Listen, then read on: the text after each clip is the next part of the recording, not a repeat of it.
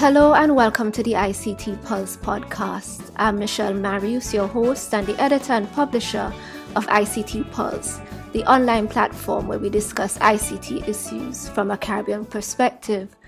Today we'll be focusing on the Internet Corporation for Assigned Names and Numbers, Icann.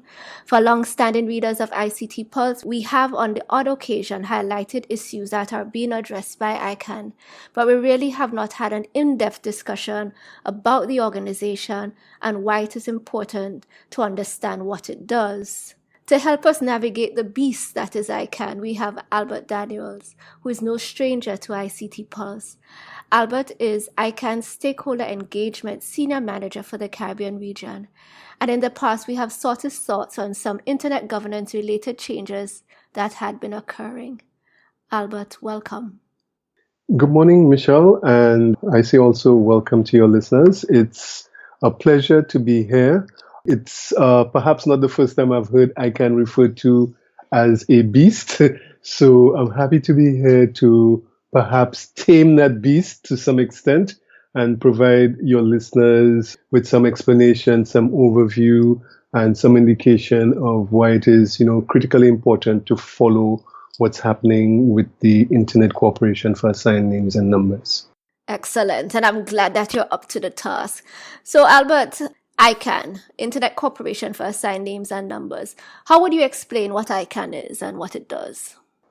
Okay, so I've had some practice with this. Sometimes I've had to give, the elevator pitch version, and sometimes I have, 45 minutes for a full presentation.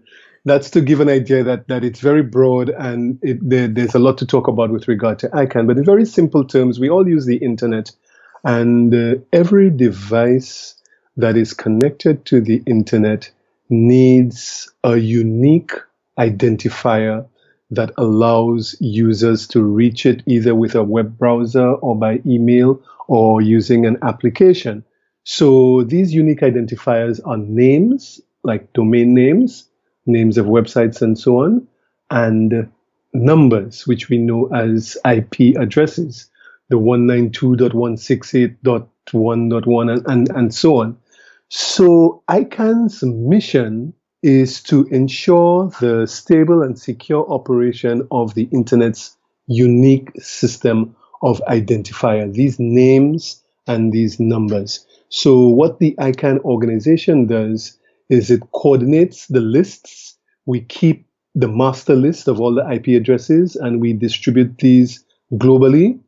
And we also manage at the top level what is referred to as the DNS, the domain name system, this system of domain names like google.com, facebook.com, and so on. So the technical work of Icann essentially is to manage these systems of names and numbers, but the broader work of Icann involves helping the multi-stakeholder community to develop policies that the Icann technical staff use to manage these identifiers. So the Icann staff do not set the policies that govern how the identifiers are managed, but rather the Icann staff help the global multi-stakeholder community to develop these policies. So that in a nutshell, I think that was the 1 minute version is what Icann is all about. So how then would you just differentiate? Because as much as you've tried to be very specific as to what Icann does, but how would you differentiate Icann from some of the other international organizations that have some sort of focus in respect of internet and internet governance, such as the ITU, ISOC, that's the Internet Society, ARIN, etc.? Okay, so let's start with the ITU, the International Telecommunications Union.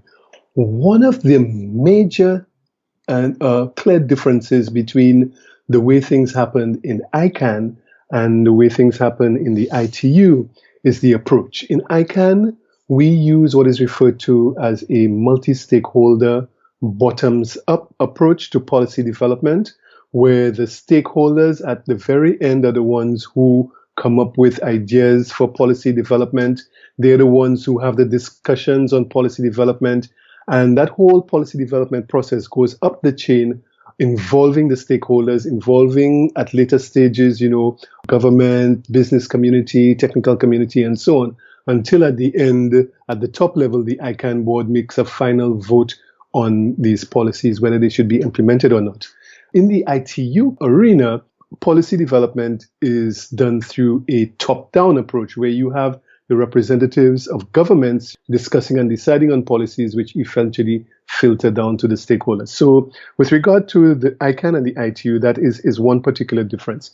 With regard to Icann and the Internet Society, ISOC, what you find is that the scope of topics covered by the Internet Society is far broader than the very narrow focus that Icann has dealing with only names and numbers and policy matters directly related to names and numbers. So if we take cybersecurity as one example, the Internet Society in its activities and its events will cover most, if not all, of the areas of cybersecurity.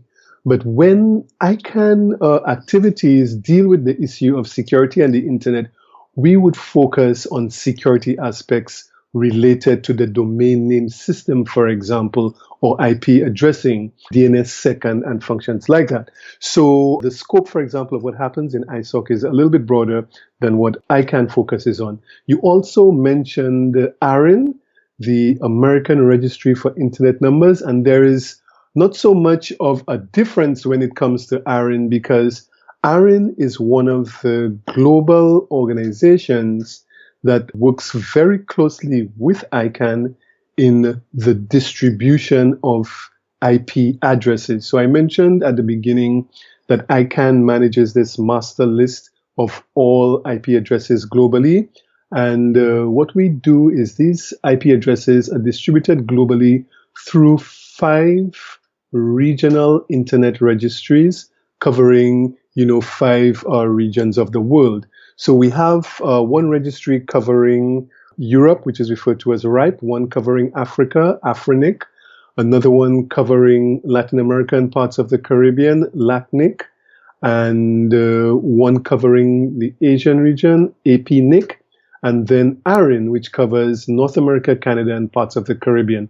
So there's no real difference as such between ARIN and Icann, but rather ARIN is part of the whole Icann ecosystem structure rather than being separate and distinct from the Icann organization. Understood. And now, granted that, I think as much as your explanations have been very clear, I'm still wondering whether or not we in the Caribbean understand why it is important, why Icann is important and why it is relevant to us. How would you try to explain that to the average Joe on the streets here in the region? Okay, so this is part of the reason why my job and my job function exists as global stakeholder engagement senior manager covering the Caribbean.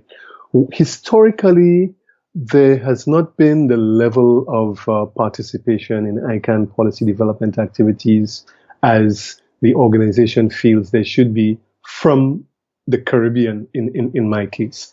So you find that we have structures within Icann that allow government participation or that allow business participation or that allow end user participation. And typically you find the Caribbean is underrepresented. So within Icann, it was felt, well, let's put somebody on the ground who understands the regions to go in and find out why isn't the Caribbean participating. And what I found, Michelle, in my work is that typically there's a lack of participation for the obvious reason that people just don't understand what this beast is all about and why what happens within the Icann organization is important to us in the Caribbean. That is the primary reason.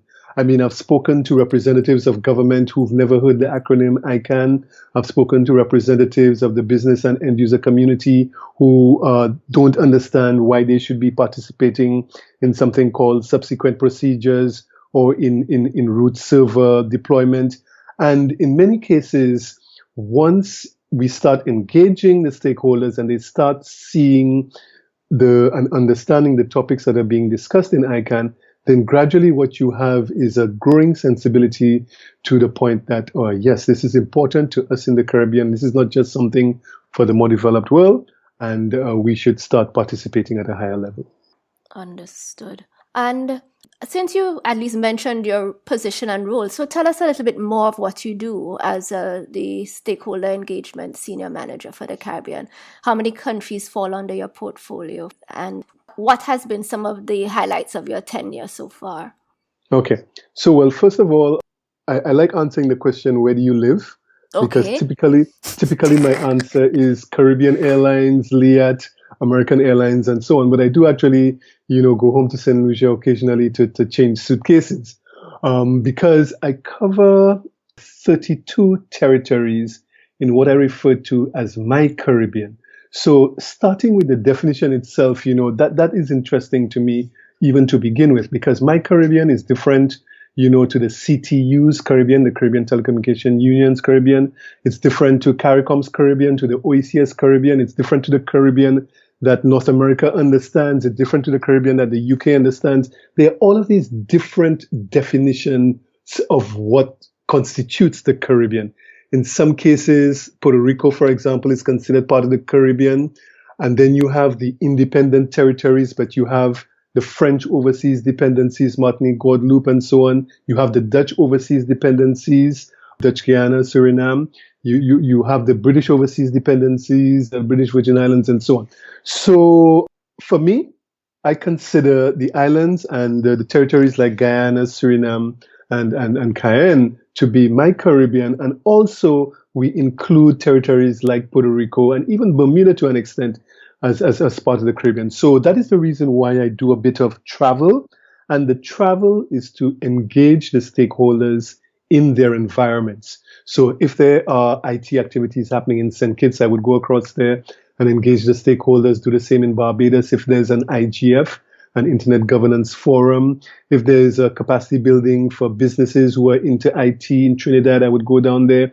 If the CTU is having an event, I would travel to all of these different events, as many as I can, because those are good places to meet the stakeholders, explain to them what Icann is and what Icann does, and encourage them to participate. So if I had to speak of a rolling highlight of my work, it is going from a stage where you enter a territory where not many people understand what happens in Icann, and developing that territory to the stage where all of a sudden you have a government representative from that country in the government section of Icann, or you have persons from business, web developers, technical persons engaging in Icann, you have end users, you have academia, and so on. So that is the main overall objective. And that is the satisfaction, that the main satisfaction that I take from the work that I do. Excellent. And just going back to Icann and certainly all of the activities that you've been doing, are there any projects or initiatives that Icann is spearheading or otherwise supporting in the region? I guess some of it may help to facilitate and increase the organization's visibility, but maybe also to address some key deficiencies that the organization has identified in the region. We spearhead one or two initiatives, but more than anything else, we try not to reinvent the wheel and support existing organizations that have ongoing projects in the region, particularly in the area of capacity building and capacity development, which also meet some of the objectives that we have. So, for example, we support the activities of the Caribbean Telecommunications Union. They have projects like ICT Weeks and ICT Roadshows, where they go out into the community and help the community understand more about ICT generally. What we do is we make some, small contributions to that, and we go along with other facilitators to help with their ICT weeks. And typically, we do the same thing with Canto and with other organizations. So we had a very nice ICT week in Guyana one time, when on one day there were presentations from an organization known as CaribNOG, the Caribbean Network Organizations Group. Then on another day, there were presentations from ISOC. Then there were presentations from ARIN and LACNIC, the regional internet registries, and the CTU also made presentations. So we try to support existing entities and also the regional entities like the OECS and CARICOM. One of the specific flagship projects that we have right now is something referred to as VDEC. And persons who get involved in this environment will understand that we have a big alphabet soup. There are lots of acronyms. VDEC stands for the Virtual DNS Entrepreneurship Center of the Caribbean. And what my team, the Latin American Caribbean team, did in Paraguay is a physical institution was set up to help build capacity in the area of the businesses related to the DNS industry. But because of the geographic dispersion of the Caribbean, it is not as easy to set up a physical institution for the Caribbean. So what we decided to do was set up a virtual one, which could move virtually from territory to territory in the Caribbean, where we have successful persons who have been engaging in the DNS industry, sharing their experiences, sharing their knowledge, and hopefully encouraging new young entrepreneurs to get involved and take advantage of opportunities in the DNS industry. So the VDEC project is something specific that we are doing. We are working with partners like the CTU and like Canto, and we launched it in Trinidad earlier in the year. And the next iteration of this is going to take place in St. Kitts close to the end of September. Okay. So far, what has been the demand for that kind of capacity building?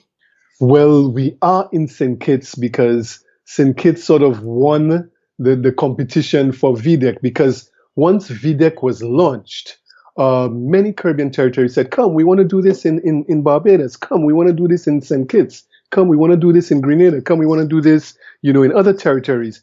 So we looked at what was going on. We decided, well, look, the CTU is having an event in St. Kitts. So let's go there first and, support that event and expand the range of offerings. So we've gotten some very interesting demand, not only from our Caribbean, but at an Icann meeting recently in San Juan, Puerto Rico, where we spoke about this project and what we were doing in the Caribbean, we got some interest from other parts of the world for having a similar project where you can move from territory to territory with capacity building, where you have some speakers locally, some speakers coming in electronically, some material being recorded, some of it available in e-learning through our website, because this is a model apparently that is easily shiftable from territory to territory. So in answer to the question, we've had some good response to this particular project and demand for it in different territories. I also just wanted to go back to your own role and experiences in Icann and wanted to find out, how did you get involved in Icann in the first place? Okay, the simple answer to that is I got involved in Icann because I was a troublemaker.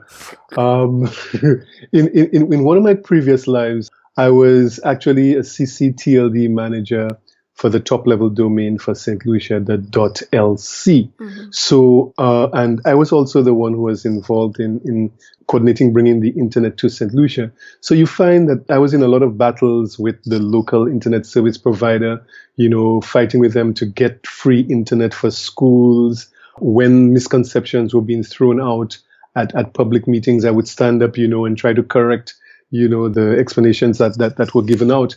And apparently all of this noise that I was making got noticed by, one of the senior regional persons at Icann. And he basically said to me, well, I've heard the things that you say at these meetings, and I see you have some interest in topics related to Icann. There's this position opening up, for a regional stakeholder manager. Why don't you apply? So that was sort of the first introduction to Icann, and it was a very rigorous process. I will say this: I was interviewed remotely three separate times, and then finally there was a fourth interview to finalize all of the work arrangements, and then eventually I shifted from being somebody working as a stakeholder in Icann, a participant in something referred to as the fellowship program in Icann, a fellowship mentor, all the way to the other side of the fence where I became a staff member as part of the Icann organization. Interesting. But I guess this is how it happens. One is, minding your business and trying to make a difference in the position that you're in, and others are observing you, and then opportunities emerge out of that. Absolutely. And I just want to take the quick opportunity to delve a little bit deeper into the fellowship program. The fellowship program at Icann is a program where we try to encourage new participants by, paying for their airfare and accommodation and giving them a small stipend to attend an Icann meeting in person, wherever in the world that meeting happens to be. We have 3 meetings per year. But in that fellowship program, there's a structured program side by side the meeting of having the community leaders talk to the fellows about Icann and explain all of it. And at the end, you have a much deeper understanding of what Icann is all about. And I started within Icann in the fellowship program, and I will always continue to say that I feel that this fellowship program is one of the best ways to learn about what Icann is all about. And I would encourage everybody to go to the Icann website, icann.org, do a search on fellowship, and learn a little bit more about how they can become Icann fellows. Actually, I was probably going to get to that eventually, but that's a great point to make at this point in time. I also just wanted to touch on since you've been in your position at Icann probably for about 5 years now? Yes, about 5 years. How have attitudes and behavior with respect to domain-related issues changed in the region since you've been at Icann? Okay, I'm happy to say that there is far more interest than there was at the beginning. For example, within Icann, we have the GAC, another acronym, the Governmental Advisory Committee, the space where the representatives of governments of the world engage on Icann topics. And when I started at Icann, there were only 4 Caribbean territories represented in the GAC: Trinidad, Jamaica, Montserrat, and the Cayman Islands. Today, as I speak to you, after a fair amount of work that I've done, there are about, I think it's 13 out of the independent territories who are now represented in the GAC, essentially indicating that I feel I've been a little bit successful in getting more of the governments of the Caribbean to realize that it is important to give some time and attention to the work of Icann, to have an official representative to the GAC, to attend some of the GAC meetings and to participate in some of the GAC policy development. Also, I've seen an increase in participation from the Caribbean at Icann meetings generally, and also intersessionally, I've seen a better participation, a larger participation of Caribbean territories in the ongoing policy development work. So, as a result of more information reaching stakeholders, as a result of encouragement and engagement, what I'm seeing is an increasing understanding on the part of the stakeholders in the Caribbean that they need to get involved in what's happening within Icann. That's good to know. So what do you think are some of the big issues that Icann is currently grappling with, of which the region should be aware? Okay, we actually have a list, and there are 90 different policy development topics being discussed in Icann right now. My goodness. But like anything else, the whole point is for a stakeholder to first understand what's going on and distill out of that, topics that may be of interest in their particular sphere of activity. So some of the important ones that I would say have some impact in relation to us in the Caribbean would be topics, for example, like universal acceptance. Universal acceptance is simply a topic that deals with the internet not breaking when you have, for example, internationalized domain names, when you have longer IPv6 addresses being used, and so on. Because with internationalized domain names and with the new top-level domain names, which are longer than the 3 characters, .com, .org, and so on, you have .hotels, you have .perfume, .New York, and so on. What you find is that sometimes you might put an email address or a website address into an application or into a browser, and for some strange reason, it would break. It would not resolve properly, and you would not get the kind of effect that you're looking for. And the issue is that some programmers and some developers write code just assuming that all domain names would only have a .3 characters, or all domain names would be having Roman letters from A to Z and not Chinese characters or Indian characters, and so on. So the whole topic of universal acceptance deals with developers and programmers understanding that when they develop their systems, they need to develop them in such a way so that when you type in email addresses and when you type in domain names, everything works. So our developers from the region need to understand this. You have the topic of rights protection mechanisms, where intellectual property holders from our region may be interested to ensure that their rights are not violated by new domain names, which are developed and operated by individuals and organizations. everything that we do on a daily basis, whether it's economically or whether it's socially, depends now and relies on the policies that are developed for coordinating the Internet System of Identifiers by ICANN. So if in the Caribbean we are interested at all in what happens in the Internet, we need to also be interested in the topic of Icann accountability. What is ICANN doing? How are these policies being developed? Are they really in the interest of the Caribbean? We have to be there as a Caribbean to ensure that the policies that are developed by ICANN as an organization with full accountability to the community.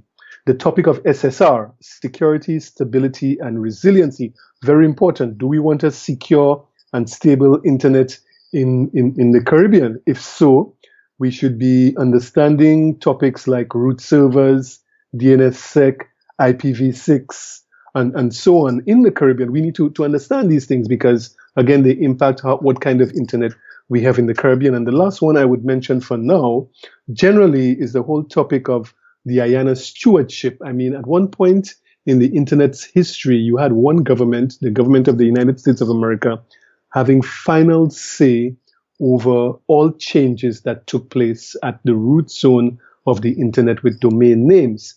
The ICANN community decided that this needed to change to a system where rather than a single government of the world, the entire multi-stakeholder community should have that oversight and not one government. And this was approved some time ago. But right now, it seems like there are some discussions taking place in a particular part of the world with regard to whether that particular decision should be reversed. Mm-hmm. So this is something that the Caribbean needs to pay attention to, because the question is the Caribbean happy with the new status quo and with how things are operating now with the multi-stakeholder community having that oversight, or would they prefer that it go back to how it used to be before? And sometimes in an environment like ICANN, it just takes one or two people to say that something is bad, and for the majority of the community to say nothing, for there to be a change towards a situation which is not really in the best interest of the community. So the community needs to pay attention to what is going on to ensure that even if they are happy with the situation, they say so that the minority which may not be happy does not end up being the group that controls what happens with this particular very important resource. Understood. And that is such an important point from the fact that sometimes it's the people who are prepared to go on the record that can effect the change, whether or not the change itself is in the best interest of everyone or not. Correct. Well, 4 out of 90 topics that you think that at least we should pay attention to isn't bad. Yeah, and the thing is, I mean, these are some general topics, but I thought perhaps that you may also have been interested in hearing about some of the hot topics which would be discussed, at the upcoming ICANN meeting. So I saved 3 of them for there. So I guess at some point, if you're interested, I can tell you about those as well. Absolutely. And you can probably start. So just to say to everyone who is listening, and Albert did mention it before, there's an AGM for ICANN that's going to occur, I think towards the end of September or early October, Albert? In October, Barcelona, yes. In Mm-hmm. Barcelona. Mm-hmm. So, mm-hmm. Yeah, what would be the biggest use there? Because clearly, it is probably, I would assume, almost like ICANN's biggest meeting for the year. So maybe things that maybe had been in discussion throughout the year will really get some attention at this meeting. And I'm happy, like I said, that you brought that up, because one thing to understand is that we continue to discuss all 90 topics, including those that I mentioned just a moment ago. But some of the hot topics at this meeting are topics like GDPR, General Data Protection Regulation. And again, as with cybersecurity, what you will find happening in the ICANN community is not necessarily the general discussion on GDPR that is taking place in other areas, but rather a very focused discussion on GDPR with regard to how it relates to the domain name system. So when GDPR came into effect, ICANN had to immediately change certain things to comply with the data protection regulation. And ICANN came up with something referred to as a temporary specification for the WHOIS database. Now, the WHOIS database is simply a database where you can go to find some details related to the owners of domain names. So if there's a domain name, for example, hotfoodstlucia.com, you would type that domain name in and you would see, well, okay, this domain is owned by Albert Daniels, telephone number 758-1234567, who lives at 136 Independence Crescent, Fairview, St. Lucia, whatever.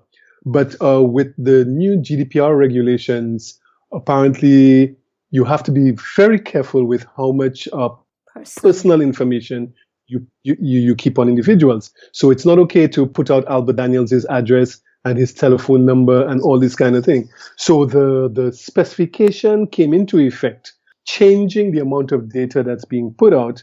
And there is a lot of discussion going on now on whether this temporary specification should be adopted as the full-time arrangement or whether there needs to be any changes. And that is a very hot debate.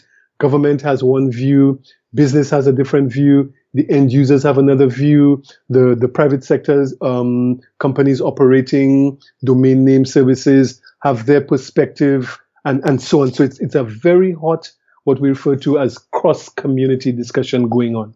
Another big discussion that's going to come up again at the AGM is a discussion on subsequent procedures.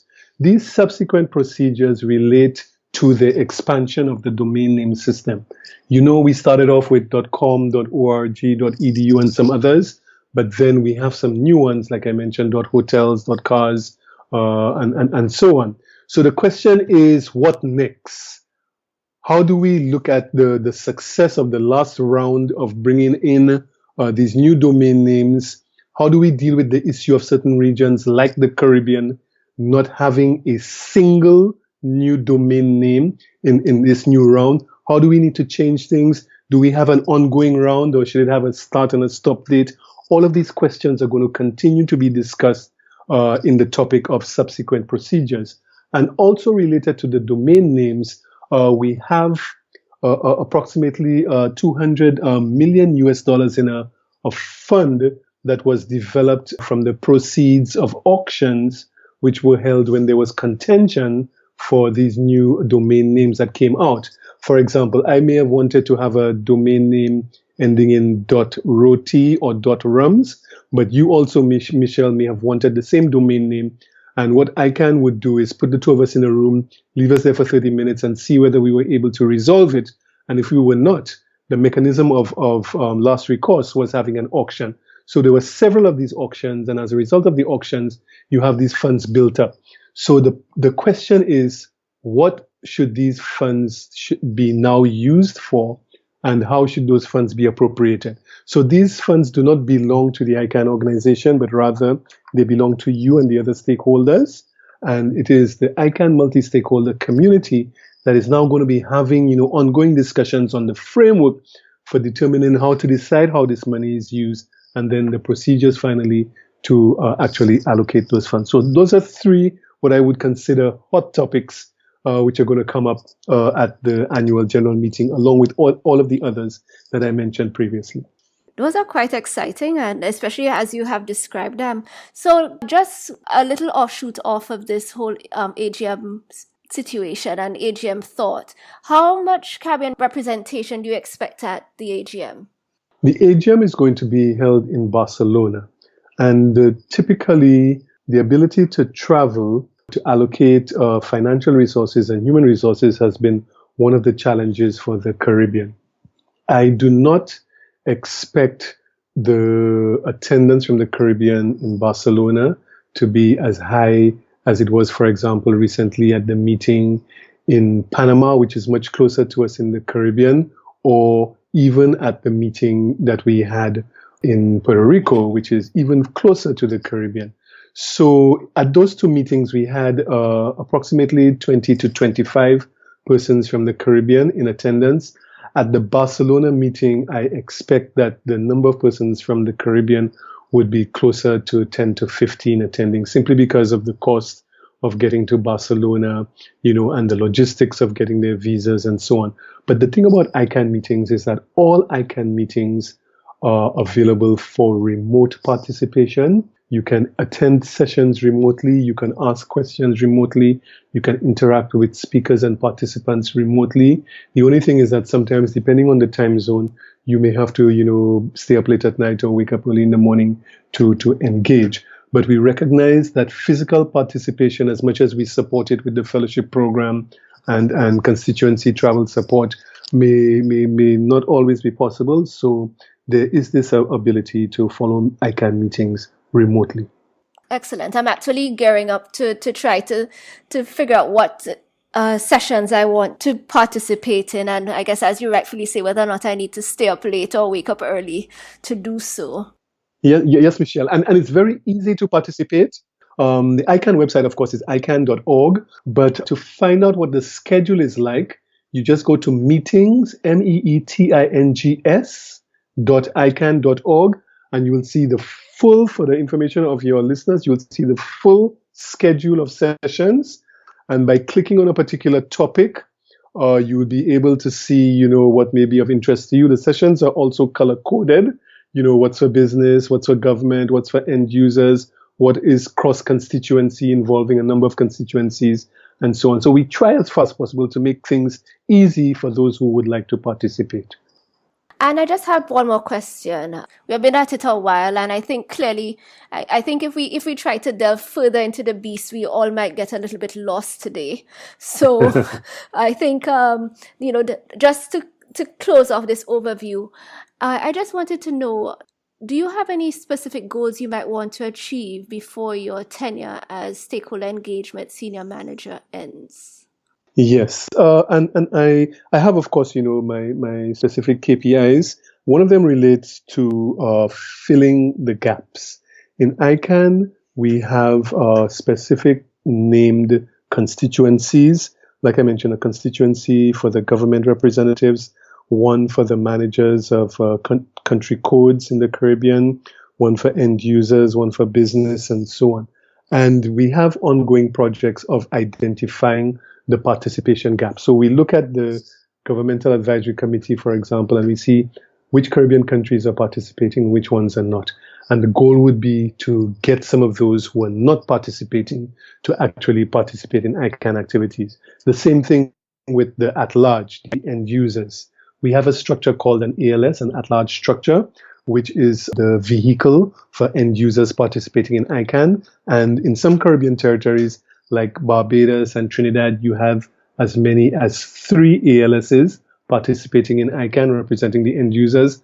And in most of the Caribbean territories, you have none. So a specific objective would try to be to get ALSs formed in countries like Grenada and St. Kitts, which don't currently have ALSs, to actually participate in Icann. And another specific objective relates to the deepening of participation, because it's one thing to say that you have 13 government representatives participating in the GAC in Icann, but the question arises, well, do they attend the meetings? Do they participate in the discussions? Do they raise concerns? Do they make comments, and so on? So we try to track that within Icann. How many comments have come from the Caribbean? Which topics are they actually commenting on? So we have a sense of how deep the engagement is, so we can look to see how we can make it even deeper, rather than just saying, okay, well, now we have a representative from St. Kitts in the GAC or in the CCNSO. We also want to look at what is that representative doing. Are they on working groups? Are they contributing to policy development, and so on? And then finally, a specific objective is having more persons from the Caribbean take up what we refer to as leadership positions within Icann, becoming chairs of working groups in the different constituencies, becoming members of the councils of these different constituencies, and even at some point perhaps becoming board members at the ultimate policy development and decision-making body within Icann. So I also have the goal of trying to get more Caribbean participation in leadership positions in Icann. And gradually we are seeing some movement towards towards those goals. Every quarter, we measure our progress. And in very general terms, I have, an ongoing goal of maintaining a higher level of participation of the Caribbean in Icann activities. Excellent. Thank you so much, Albert. This has been enlightening. As I said, I think we have just begun to scratch the surface of the beast that is Icann. I wish you all the best with your efforts to try to get the Caribbean more involved. I guess we at ICT Pulse will try to do our own part as well in terms of participating and encouraging others to participate as well.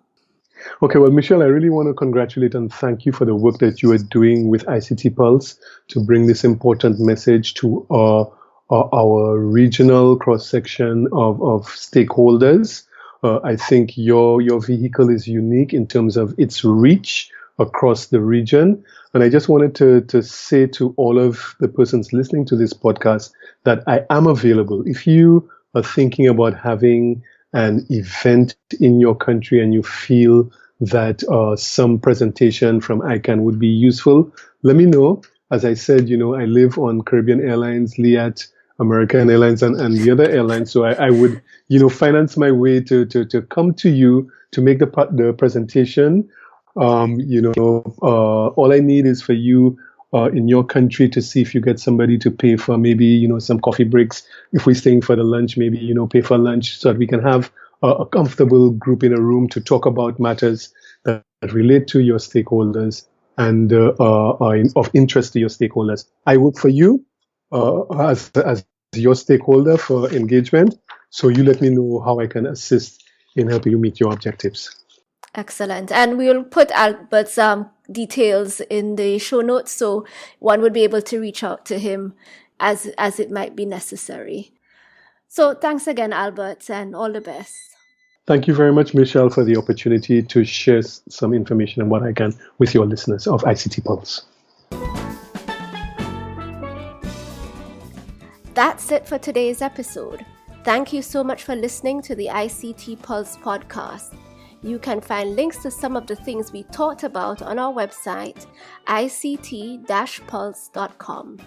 If you like this episode, please show your support by leaving us a review on iTunes, as it will help others find the show. You can email us at info@ict-pulse.com or drop us a note on our Facebook page, facebook.com/ICTPulse, or via Twitter @ICTPulse. We hope you'll join us again for our next episode. Take care.